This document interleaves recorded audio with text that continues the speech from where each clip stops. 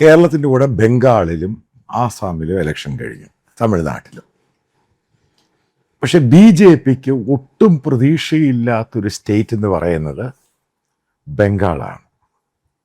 എന്തുകൊണ്ടാണ് ഈ BJP അമിത്ഷായും വലിയൊരു ക്യാബിനറ്റ് ടീമും BJPയുടെ ഹൈ ബ്രാസുള്ള ടോപ്പ് പൊളിറ്റീഷ്യൻസും ഇഷ്ടം പോലെ പണം ഒഴുക്കിയിട്ടും ഇത്രമാത്രം നേതാക്കൾ വന്ന് ഓരോ കോൺസ്റ്റിറ്റ്യുവൻസിയിൽ, അതായത് ഓരോ കോൺസ്റ്റിറ്റ്യുവൻസിയിൽ 10ഉം 15ഉം സെൻട്രൽ ലീഡേഴ്സ് വന്ന് വർക്ക് ചെയ്തിട്ടും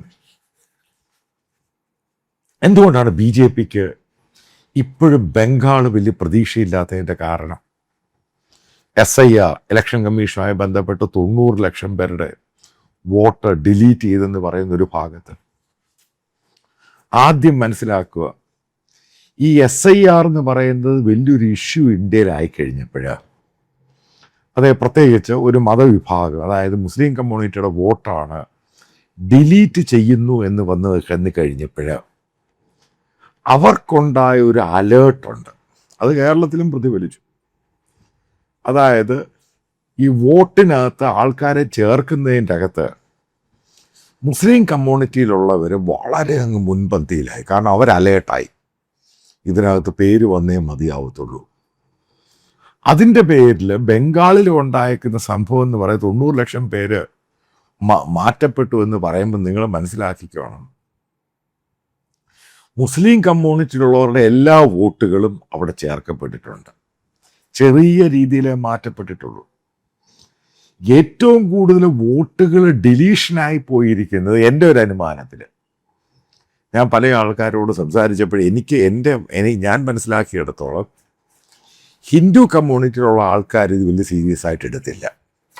അവർ വിചാരിച്ചു അവരുടെ വോട്ടൊക്കെ നടക്കും, അത് നടക്കും, ഇത് നടക്കും, അത് പോകേണ്ട ആവശ്യമൊന്നുമില്ല, SIRുമായിട്ട് സഹകരിക്കേണ്ട ആവശ്യമില്ല, BLOയുമായിട്ട് വലുതായിട്ട് സഹകരിക്കേണ്ട ആവശ്യമില്ല, അതൊക്കെ നടന്നോളും. ഇനി ഞാൻ ബംഗാളിലോട്ട് വരാം. അതായത് വീണ്ടും പറയാം, ഈ മമതാ ബാനർജി എന്ന് പറയുന്ന നേതാവിനെ തോൽപ്പിക്കാൻ BJPയുടെ അമിത്ഷായോ മോദിയോ അവരുടെ ഒരു നേതൃത്വത്തിനും കഴിയത്തില്ല. ഞാൻ എൻ്റെ അനുഭവം വെച്ച് പറയാം. നിങ്ങൾക്കറിയാം, ശാരദ ഇഷ്യൂവായി ബന്ധപ്പെട്ട് ബംഗാളിൽ CBI കേസ് രജിസ്റ്റർ ചെയ്തു, ED കേസ് രജിസ്റ്റർ ചെയ്തു, എനിക്കെതിരെ കള്ളക്കേസ് കൽക്കട്ട പോലീസ് രജിസ്റ്റർ ചെയ്ത് എന്നെ കൗണ്ടർ ചെയ്യാൻ. ഈ സന്ദർഭത്തിൽ ഈ CBIക്കും EDക്കും ഞാൻ ഈ മൊഴി കൊടുക്കാൻ പോകും. ഇടയ്ക്ക് എന്നെ വിളിപ്പിക്കും അവർ കൽക്കട്ടയിൽ CGO കോംപ്ലക്സിൽ. അവിടെയുള്ള CBIയുടെ IOമാർക്കും ഈ പറയുന്ന സീനിയറായിട്ടുള്ള ഓഫീസേഴ്സിനും ഈ TMCയെ മമതാ ബാനർജിയെ പേടിയ. നിങ്ങൾ ആലോചിച്ച് നോക്കുക, എനിക്ക് ഭയങ്കര സെക്യൂരിറ്റി അവർ തരുന്നേ. ഞാൻ എയർപോർട്ടിൽ വന്നിറങ്ങുമ്പോൾ ഒരു വണ്ടി വിടും, സെൻട്രൽ പാരാമിലിറ്ററി ഫോഴ്സിലെ 2-3 പേര് കാണും എനിക്ക് സെക്യൂരിറ്റിക്ക്. അതായത് എന്നോട് പറയും ഇന്നിടത്തേ താമസിക്കാവൂ, ഇന്ന കോളനിയിലേ താമസിക്കാവൂ. അവർക്ക് പേടിയ, ഭയങ്കരമായിട്ട് പേടിയ. ഈ ഉദ്യോഗസ്ഥന്മാരുടെ ഫാമിലിക്ക് പേടിയ. ഈ സെൻട്രൽ ഗവൺമെൻറ് ജോലി ചെയ്യുന്ന കാര്യം പോലും അവർ പബ്ലിക്കായിട്ട് പറയത്തില്ല, പേടിച്ചിട്ട്. കാരണം മമതാ ബാനർജി എന്ന് പറയുന്ന പൊളിറ്റീഷ്യൻ സ്ട്രീറ്റ് സ്മാർട്ടാണ്. അവരോട് എത്രമാത്രം എതിർക്കുമ്പോഴും അവർ ഏറ്റവും കൂടുതൽ ശക്തമാകും. കാരണം അതാണ് മമതാ ബാനർജിയുടെ ഏറ്റവും വലിയ സ്ട്രീറ്റ് സ്മാർട്ട് എന്ന് പറയുന്നത്. ഇപ്പം നിങ്ങൾക്കറിയാം, എനിക്കെതിരെ കള്ളക്കേസ് എടുത്ത പോലെ തന്നെ ഈ CBIയിലെയും EDയിലെയും പല ഉദ്യോഗസ്ഥന്മാരവിടെ TMCയുടെ പല നേതാക്കന്മാർക്കെതിരെ കേസെടുത്തു. മമത തിരിച്ചു ചെയ്യും. EDക്കാർക്കെതിരെ, CBIക്കെതിരെ, അവരുടെ കുടുംബത്തിനെതിരെ, കുടുംബത്തിലെ മറ്റ് മെമ്പേഴ്സ്, കാരണം അവിടെ ജനിച്ചു വളർന്ന ബംഗാളികളാണ് ഇതിലധികവും, അവർക്കെതിരെയൊക്കെ അങ്ങ് കേസങ്ങ് എടുക്കും. കാരണം അവരപോലും അറിയത്തില്ല, കേസങ്ങ് സീരിയസ് ആവരെയും പിടിച്ചങ്ങ് ജയിലിലങ്ങിടും. പിന്നീടാണ് ഈ കാര്യം പറയുന്നത്, ഇതുമായിട്ടുള്ള കണക്ഷനിലാണ് ഉണ്ടായത്. ഇവരുടെ മക്കൾക്കെതിരെ കേസെടുക്കുക, കഞ്ചാവ് കേസ്, ആ കേസ്, ഈ കേസ്, ഇഷ്ടം പോലെ കേസ്. പിന്നെ ഏത് കേന്ദ്ര ഗവൺമെൻറ് ഓഫീസർമാരാണ് മമതാ ബാനർജിയുടെ വീടുകളിൽ, ഈ പറയുന്ന TMC നേതാക്കളുടെ വീടുകളിൽ പോയി റെയ്ഡ് ചെയ്യാൻ പോകുന്നത്? പേടിച്ചു പോകത്തില്ലേ? കാരണം ഒരു ഫെഡറൽ സിസ്റ്റത്തിനകത്തൊരു ബന്ധമുണ്ട് കേന്ദ്ര ഗവൺമെൻറ്റും കേരള ഒരു സ്റ്റേറ്റ് ഗവൺമെൻറ്. അവർക്ക് എന്തൊക്കെ തോന്നുന്നു ആ രീതിയിൽ അവർ ചെയ്യും. നിങ്ങൾക്ക് ഓർമ്മയുണ്ടായിരിക്കും ഈ നാരദ ശാരദ കേസിന് ശേഷം ഈ പറയുന്ന ഈ പ്രതികളായിട്ടുള്ള TMCയിലെ പല നേതാക്കളും, മുകുൾ റോയ് അദ്ദേഹം മരിച്ചുപോയി, പല നേതാക്കളും ഇൻക്ലൂഡിങ് സുവേന്ദു അധികാരി, അവിടുത്തെ പ്രതിപക്ഷ നേതാവ്, ഇവരെല്ലാം എൻ്റെ കേസിലെ പ്രതികളാണ്, ഞാനാണ് വിറ്റ്നസ്. ഇവരെല്ലാം സുപ്രഭാതത്തിലങ്ങ് BJP പോയി.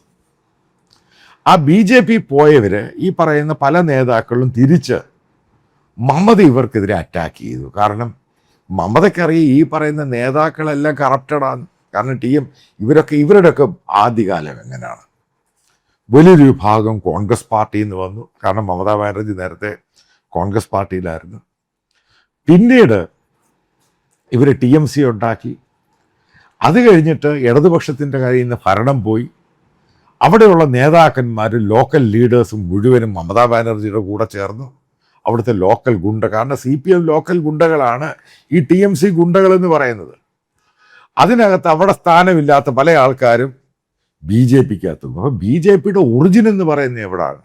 ഈ ബേസിക്കലി RSSും ഈ സംഭവങ്ങളൊക്കെയാണ്. നിങ്ങൾ മനസ്സിലാക്കുക, RSSന് യാതൊരു പ്രസക്തിയുമില്ലാത്ത ഇന്ത്യയിലെ ഒരു സ്റ്റേറ്റാണ് ബംഗാൾ. കാരണം പണ്ട് മുതലേ ഇടതുപക്ഷം ആ സോഷ്യലിസ്റ്റ് രീതിയിൽ പോകുന്നൊരു സ്റ്റേറ്റാണ്. അവിടെ ജയ് ശ്രീറാമും ഭാരത് മാതാ കി ഇത് സാധനമൊന്നും അവിടെ എറിക്കുന്നില്ല. അവിടെയുള്ള അപ്പർ കാസ്റ്റ് ഹിന്ദുസ് ഏറ്റവും കൂടുതൽ വോട്ട് ചെയ്യുന്ന മമതയ്ക്ക്. അതുകൊണ്ടാണ് കൽക്കട്ട സിറ്റിയിൽ എപ്പോഴും മമതാ ബാനർജിക്ക് ഏറ്റവും കൂടുതൽ വോട്ട് കിട്ടുന്നത്, മുസ്ലിം വോട്ട് മാത്രമല്ല. അപ്പോൾ അവിടുന്ന് BJPക്കകത്തുള്ള പോയ നേതാക്കൾ TMCന്ന് അവരെല്ലാം കൂടി ഒരു സുപ്രഭാതത്തിൽ വീണ്ടും TMC വന്നു. മുകുൾ റോയും അങ്ങനെയുള്ള എല്ലാ കാര്യം എന്താ തിരിച്ചു വന്നതിൻ്റെ? കാരണം ആ നേതാക്കൾക്കും ഒക്കെ അറിയാം നാളെ മമത അവർക്കെതിരെ കേസെടുക്കും, ഇമാരെ എല്ലാം പിടിച്ചകത്തിടും.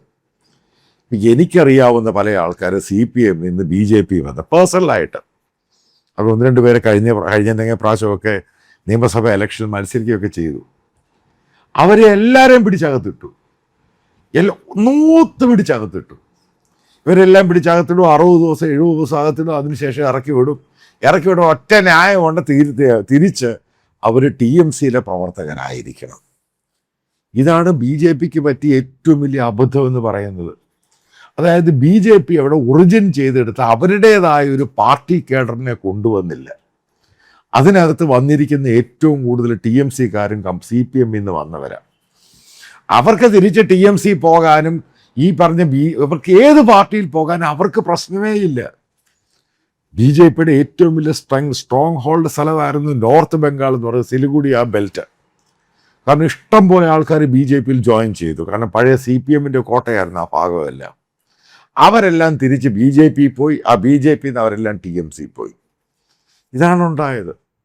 അതായത് മമതാ ബാനർജി ചെയ്യുന്ന പരിപാടി എന്ന് പറയുന്നത്, അവിടെ ഏതെങ്കിലും BJP നേതാക്കൾ വളർന്നു വരുന്നുണ്ടെങ്കിൽ അതിനെ അങ്ങ് ഒതുക്കിക്കളയും. ഒതുക്കുക മാത്രമല്ല, അവരുടെ ഫാമിലി, അവരുടെ ബിസിനസ്, അവനെങ്ങനെയാണ് ജീവിക്കുന്നത്, അവിടെ മുഴുവനും പോലീസ് റെയ്ഡും അതും ഇതും കേസും ഫാമിലി മെമ്പേഴ്സിനെ ഒന്നടങ്കം പിടിച്ചങ്ങകത്തിടും.